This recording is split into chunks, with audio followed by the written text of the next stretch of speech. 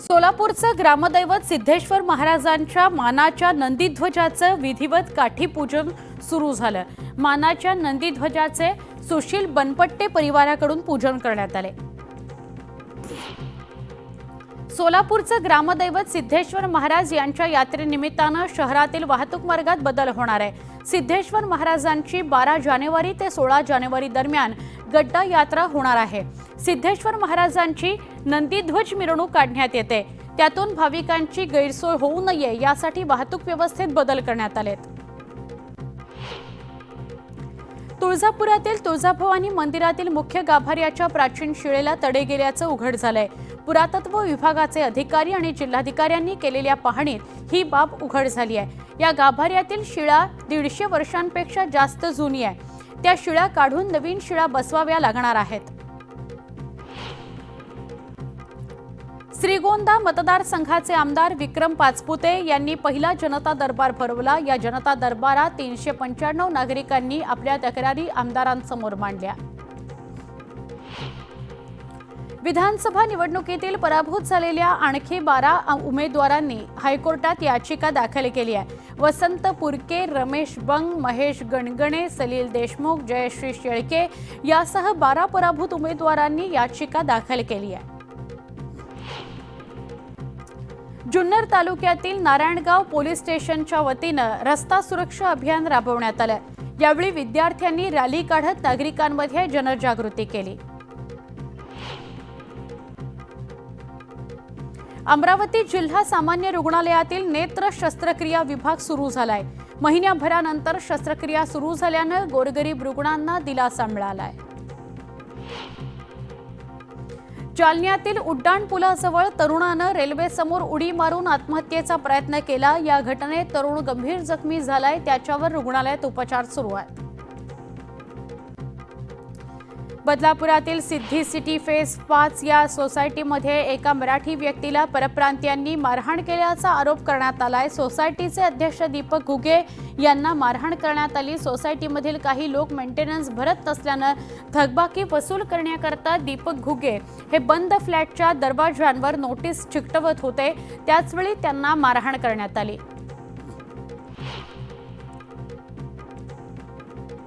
क्रीडा संकुलातील घोटाळ्यात कोट्यवधी रुपये लंपास करून थेट पोलीस आयुक्तांना पत्र पाठवत घोटाळा उपसंचालकांनीच केल्याचा गंभीर आरोप करणाऱ्या हर्षकुमार क्षीरसागरनं पोलिसांसमोर नमतं घेतलं। आरोपी जीवन कार्यप्पा विंदडा याच्या मित्राच्या सांगण्यावरून मी तो पत्रप्रपंच केला अशी कबुली त्यानं दिली। सोलापूर पालिकेतील घनकचरा व्यवस्थापन विभागातील कर्मचाऱ्यांच्या कामाची वेळ पूर्ववत करण्यात यावी। यासह पालिका कर्मचाऱ्यांना कॅशलेस सुविधा देण्यात याव्यात अशी मागणी कामगार संघटनांनी पालिकेकडे केली आहे। छत्रपती संभाजीनगरमध्ये बेकायदेशीररित्या कत्तलीसाठी जाणाऱ्या गोवंशांची व्हॅन पोलिसांनी ताब्यात घेतली। पोलिसांनी या वाहनातून 8 गायींची सुटका केली। या प्रकरणी वाहन चालकाविरोधात गुन्हा दाखल करण्यात आलाय। अस्मानी संकटाचा सामना करत गेल्या 3 ते 4 दिवसांपासून बाजार समितीत कांद्याची विक्रमी आवक झाली आहे। कांद्याला चांगला दर मिळत असल्यानं कांदा उत्पादक शेतकरी सुखावलाय।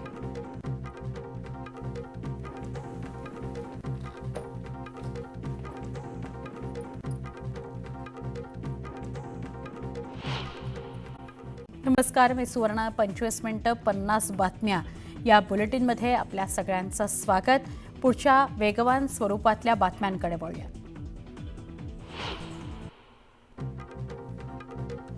सिडकोच्या 26,000 घरांच्या किमती अखेर जाहीर झालेल्या आहेत। EWS गटासाठी 25 ते 48 लाखांपर्यंत घरांच्या किमती निश्चित करण्यात आल्या आहेत, तर अत्यल्प गटाकरता 34 लाखांपासून 97 लाखांपर्यंत घरं उपलब्ध करण्यात आली आहेत। चित्रपट, नाट्यगृह आणि शहरात होणाऱ्या अन्य करमणुकीच्या कार्यक्रमांच्या करांमध्ये वाढ करण्याचा निर्णय मुंबई पालिकेने घेतलाय। त्यामुळे मुंबईत चित्रपट नाटकाच्या प्रयोगाला 400 रुपये कर भरावा लागणार आहे। उच्च शिक्षण संस्थांमध्ये आता सहाय्यक प्राध्यापक होण्याकरता विद्यापीठ अनुदान आयोग म्हणजेच UGCची नेट परीक्षा उत्तीर्ण होण्याची गरज नाही.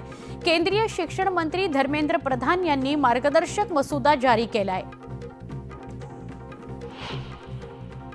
बोगस डॉक्टर ओळखणं आता आणखी सोपं होणार आहे. त्यामुळे नकळत अशा बोगस डॉक्टरकडून जीवघेणा उपचार करण्यापासून रुग्णांना स्वतःला दूर ठेवता येणार आहे. यासाठी महाराष्ट्र मेडिकल काउन्सिलनं पुढाकार घेतलाय. यासाठी खास प्रणाली डॉक्टरांसाठी लागू करण्यात येणार आहे. सोलापूरहून पुणे, मुंबई तसंच चेन्नई, हैदराबाद दरम्यान रेल्वे गाड्या आता सुसाट धावू लागल्या आहेत. या मार्गावर सोमवारपासून प्रवासी गाड्या ताशी कमाल 130 किलोमीटर वेगानं धावण्यास सुरुवात झाली आहे. त्यामुळे सोलापूरहून प्रवास करणाऱ्या प्रवाशांना पुण्यात अवघ्या 3.25 तासात पोहोचणं शक्य झालंय. प्लॅटफॉर्मवर लोकल गाडी येण्याचा अपेक्षित कालावधी समजण्यासाठी इंडिकेटरवर तशी व्यवस्था आहे. पश्चिम रेल्वेच्या लोकल गाड्यांच्या प्लॅटफॉर्म्सवर ही यंत्रणा सुरू आहे. मात्र मध्य रेल्वेवर ही यंत्रणा अद्यापही सुरू झालेली नाही. येत्या महिन्याभरात ही यंत्रणा सुरू करण्यात येणार असल्याची माहिती मध्य रेल्वेच्या अधिकाऱ्यांनी दिली. विरार अलिबाग मल्टी मॉडेल कॉरिडॉरचं भूसंपादन मोबदला वाटप महाराष्ट्र राज्य रस्ते विकास महामंडळाकडे निधी नसल्यानं बंद आहे. आतापर्यंत भूसंपादन मोबदल्यापोटी प्रकल्पग्रस्तांना 1600 कोटींचं वाटप केलं आहे. तर उर्वरित प्रकल्पग्रस्तांना मोबदला देण्याकरता 7000 कोटींची गरज आहे. निधी नसल्यानं वाटप गेले 6 महिन्यापासून थांबलंय. मुंबई पश्चिम रेल्वेनं विनातिकीट प्रवास करणाऱ्यांना आवर घालण्यासाठी कडक पावलं उचलली जात आहेत. प्रवास श्रेणीनुसार त्यांच्यावर दंड आकारण्यात प्रस्ताव तयार करण्यात आलाय. तो मंजुरीसाठी रेल्वे बोर्डाकडे पाठवला जाणार आहे. वाढतं औद्योगिकीकरण आणि शहरीकरणामुळे महामुंबईसह राज्यात कच्च्या तेलाची मागणी वाढतीये. हिंदुस्तान पेट्रोलियम कॉर्पोरेशन कंपनीनं नवी मुंबई आणि समुद्रातील जवाहर आयलंडवर कच्चं तेल साठवण्यासाठी नवं टर्मिनल बांधण्याचा निर्णय घेतलाय. या प्रस्तावाला CRZनं मान्यता देऊन प्रस्ताव केंद्रीय वन पर्यावरण मंत्रालयाकडे पाठवला आहे. राजधानी दिल्लीत सोन्याच्या दरात वाढ झाली आहे. त्याचवेळी सलग 2 दिवसात चांदीच्या दरात 2000 रुपयांची वाढ झाली आहे. त्यामुळे चांदीच्या दरानं 3 आठवड्यांचा उच्चांक गाठलाय. कोविड नंतर विविध कारणांमुळे रखडलेल्या पाम बीच मार्गावरील नेरूळ इथल्या गोल्फ कोर्सला आता CRZ प्राधिकरणानं 2029 पर्यंतची मुदतवाढ दिली आहे. त्यामुळे सिडकोसह विकास मेस्त्री कन्स्ट्रक्शनला दिलासा मिळालाय. पनवेलच्या पुरवठा विभागाच्या कारभारामुळे अनेक लाभार्थी रेशनपासून वंचित आहेत. रेशन कार्ड काढण्याकरता 4 महिने येरझारा घाला, त्यानंतर नाव बदलण्यासाठी 6 हेलपाटे मारा, तरीही रेशन कार्ड मिळत नसल्यानं नागरिकांनी संताप व्यक्त केलाय. फेसबुक आणि इंस्टाग्राम या सोशल नेटवर्किंग साईट्समध्ये लवकरच मोठा बदल होणार आहे. कंपनी आपला third party fact checking program बंद करतेय. आता त्याच्या जागी कम्युनिटी नोट्स नावाचा नवीन प्रोग्राम सुरू होणार आहे.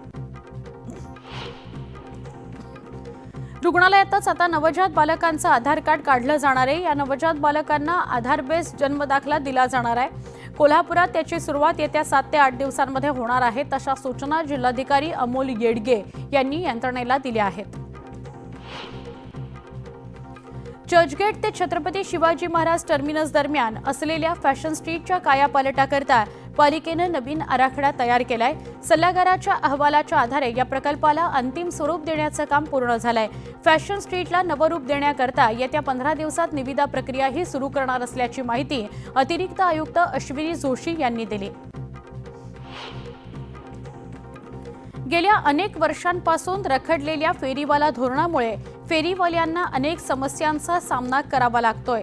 त्यामुळे फेरीवाला संघटना आक्रमक झाल्या असून आज मुंबई महानगरपालिकेच्या मुख्यालयावर धडक मोर्चा काढण्याचा इशारा देण्यात आलाय. महाराष्ट्र हॉकर्स फेडरेशनच्या नेतृत्वाखाली हा मोर्चा काढण्यात येणार आहे. दक्षिण मध्य मुंबईमध्ये बांधल्या जाणाऱ्या गगनचुंबी इमारती चेंबूर माहुल परिसरातील रिफायनरी आणि वांद्रे कुर्ला संकुलासह लगत असून सुरू असलेल्या मेट्रो, बुलेट ट्रेन आणि रस्त्यांच्या कामांमुळे हे तिन्ही परिसर 2024 सालातील वायू प्रदूषणाचे हॉटस्पॉट ठरले आहेत. वाढत्या वाहतूक कोंडीच्या कारणामुळे गेटवे ऑफ इंडिया इथल्या प्रस्तावित ट्रान्सपोर्ट मरीना प्रकल्पाला कुलाबा वासियांनी विरोध केलाय. या पार्श्वभूमीवर हा प्रकल्प गेटवेऐवजी बलाटपियर इथल्या प्रिन्सेस डॉक इथं करावा अशी मागणी भाजपचे माजी नगरसेवक मकरंद नार्वेकर यांनी बंदरे विकास मंत्री नितेश राणे यांच्याकडे केली आहे. आरटीओ कार्यालयातर्फे बेस्टच्या बस चालकांकरता लवकरच 1 दिवसाच्या प्रशिक्षण कार्यशाळा घेतली जाणार आहे. केंद्र सरकारच्या 36व्या राज्य रस्ता सुरक्षा अभियानाअंतर्गत हा उपक्रम राबवणार असल्याचं अधिकाऱ्यांनी सांगितलं. कुर्ला बस दुर्घटनेनंतर बेस्टच्या कंत्राटी कायमस्वरूपी चालकांकरता ही कार्यशाळा घेण्यात येते आहे. नवीन विवाह अथवा न्यायालयीन विवाह केलेल्या जोडप्यानं विवाह नोंदणी करणं आवश्यक आहे. त्यानुसार मुंबईत गेल्या वर्षभरात 39,000पेक्षा अधिक विवाहांची नोंदणी महापालिकेकडे झाल्याची माहिती पालिका प्रशासनाने दिली आहे. 1 जानेवारी ते 31 डिसेंबर 2024 या कालावधीत पालिकेकडे 39,128 विवाहितांनी विवाह नोंदणी केली आहे. 3 जमीन मालकांची जमीन ताब्यात घेऊन कायद्यात नमूद केलेल्या मुदतीत त्या संपादित केल्याची कोणतीही औपचारिक अधिसूचना न काढल्यानं उच्च न्यायालयानं महाराष्ट्र गृहनिर्माण आणि म्हाडा सोलापूर महापालिकेला दंड ठोठावलाय. या प्रकरणी तिन्ही जमीन मालकांना प्रत्येकी 50,000 रुपये नुकसान भरपाई म्हणून देण्याचे आदेश न्यायालयानं दिले आहेत. ठाणे महापालिका क्षेत्रातील हवेची गुणवत्ता राखण्याकरता पालिकेमार्फत उपाययोजना केल्याचा परिणाम काही अंशी दिसून आला. परंतु 39 पैकी ज्या 31 बांधकाम व्यावसायिकांनी नियमांची अंमलबजावणी केल्याचे दावे केलेत त्यांची प्रत्यक्ष पाहणी करून झाडाझडती घेण्याचा निर्णय पालिकेनं घेतलाय. उर्वरित बांधकाम व्यावसायिकांना 15 दिवसांची मुदत दिल्याचं पालिकेनं स्पष्ट केलंय. ठाणे शहरातून फिरताना सार्वजनिक स्वच्छतागृहात अस्वच्छता दिसली तर दरवाजा बाहेरील QR कोड स्कॅन करून तिथल्या भीषण दुरवस्थेचे केवळ फोटो महापालिकेने विकसित केलेल्या ॲपवर अपलोड करू शकतो. तर स्वच्छतागृहाची देखभाल करण्याची जबाबदारी असलेल्या ठेकेदाराला त्याचा जाबही विचारता येणार आहे. विधानसभा निवडणुकांमुळे वर्षभरात मद्य विक्रीत जोरदार वाढ झाली आहे. 8 महिन्यांमध्ये कोकण विभागात मद्य विक्रीतून 2,301 कोटी रुपयांचा महसूल जमा झालाय. मुंबईत HMPVचा संशयित रुग्ण आढळलाय. 6 महिन्यांच्या बाळामध्ये HMPV आढळल्याची माहिती समोर आली आहे. बाळावर पवईच्या हिरानंदानी रुग्णालयात उपचार सुरू आहेत. HMPV या साथीच्या आजाराचे काही रुग्ण भारतातही आढळले. या पार्श्वभूमीवर सतर्क झालेल्या ठाणे महापालिका प्रशासनानं छत्रपती शिवाजी महाराज रुग्णालयात विशेष कक्ष तयार केलाय.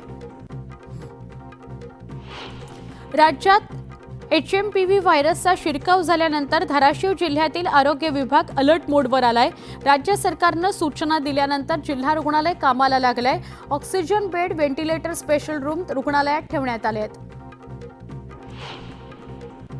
उपमुख्यमंत्री अजित पवार आज दिल्ली दौऱ्यावर आहेत. राष्ट्रवादी काँग्रेसच्या नेत्यांशी ते दिल्लीत बैठक घेणार आहेत. या बैठकीत दिल्ली विधानसभा निवडणुकीसंदर्भात चर्चा होणार आहे. तर या दौऱ्यादरम्यान अजित पवार भाजपच्या वरिष्ठ नेत्यांची देखील भेट घेण्याची शक्यता आहे. मुंबईत आज आणि उद्या शरद पवार गटाची बैठक पार पडणार आहे. या बैठकीला सगळे माजी आजी आमदार, खासदार तसंच सर्व पदाधिकारी उपस्थित राहणार आहेत. या बैठकीत नव्या प्रदेशाध्यक्षाबाबतही निर्णय होण्याची शक्यता आहे. सुरेश धस यांनी उपमुख्यमंत्री अजित पवार यांची भेट घेतली. मराठवाड्यातील बुडालेल्या मल्टी स्टेटबाबत दोघांची भेट झाली.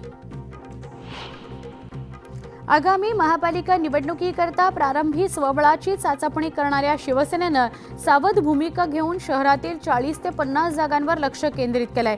जास्तीत जास्त नगरसेवक निवडून आणण्याच्या दृष्टीनं शहर शिवसेनेचं नियोजन सुरू आहे. एक देश एक निवडणुकीच्या प्रस्तावाशी संबंधित 2 विधेयकांच्या छाननीसाठी संयुक्त संसदीय समितीची स्थापना करण्यात आली। या समितीची पहिली बैठक आज पार पडणार आहे। महापालिका निवडणुकीकरता शिवसेनेशी युती होणार नाही असं भाजपनं स्पष्ट केलंय। मुंबईतील प्रदेश कार्यालयामध्ये महसूल मंत्री चंद्रशेखर बावनकुळे यांनी पालिका निवडणुकीत भाजपचा महापौर करण्याकरता प्रयत्न करावा अशा सूचना स्थानिक नेत्यांना दिल्या आहेत। मोहोळ तालुक्यात ठाकरे गट आणि शरद पवार गटाला धक्का बसला। माजी पंचायत समिती सदस्य, माजी उपसरपंच यासह 30 जणांनी शिवसेनेत प्रवेश केलाय। मंत्री भरत गोगावलेंच्या उपस्थितीत हा प्रवेश सोहळा पार पडला।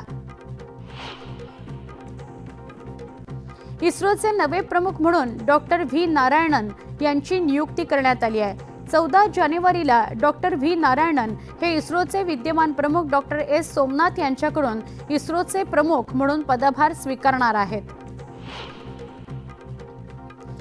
भारताची सकल देशांतर्गत उत्पादन वाढ 2025 या आर्थिक वर्षात 6.4% राहण्याची शक्यता सांख्यिकी मंत्रालयानं व्यक्त केली आहे। ही शक्यता 2024 या आर्थिक वर्षातील 8.2% GDP पेक्षा खूप कमी आहे। तर भारतीय रिझर्व्ह बँकेनं यापूर्वी 2025 मध्ये देशाचा GDP 6.6% राहील असा अंदाज व्यक्त केला आहे।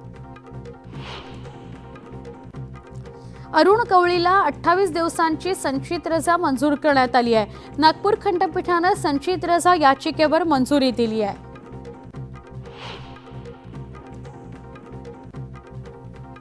माजी IAS प्रशिक्षणार्थी पूजा खेडकरनं सुप्रीम कोर्टात याचिका दाखल केली आहे। दिल्ली हायकोर्टानं पूजा खेडकरचा अटकपूर्व जामिनासाठीचा अर्ज फेटाळलाय। त्यानंतर तिने अटकपूर्व जामिनाकरता सुप्रीम कोर्टात याचिका केली। आता पूजाला कोर्ट दिलासा देतं का हे पाहायचं। दिवंगत माजी राष्ट्रपती प्रणव मुखर्जी यांच्या स्मारकाबाबत केंद्र सरकारनं मोठा निर्णय घेतलाय। राजधानी दिल्लीतल्या राष्ट्रीय स्मारक संकुलात म्हणजेच राजघाट संकुलात आता प्रणव मुखर्जी यांचं स्मारक होणार आहे। प्रणव मुखर्जी यांची मुलगी शर्मिष्ठा मुखर्जी यांनी ट्विट करून ही माहिती दिली।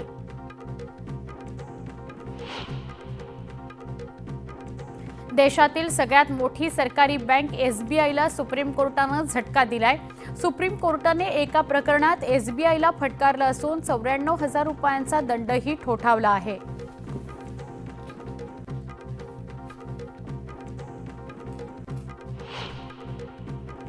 25 मिनिटं 50 बातम्या या बुलेटिनमध्ये एक छोटासा ब्रेक पहा फक्त न्यूज 18 लोकमत।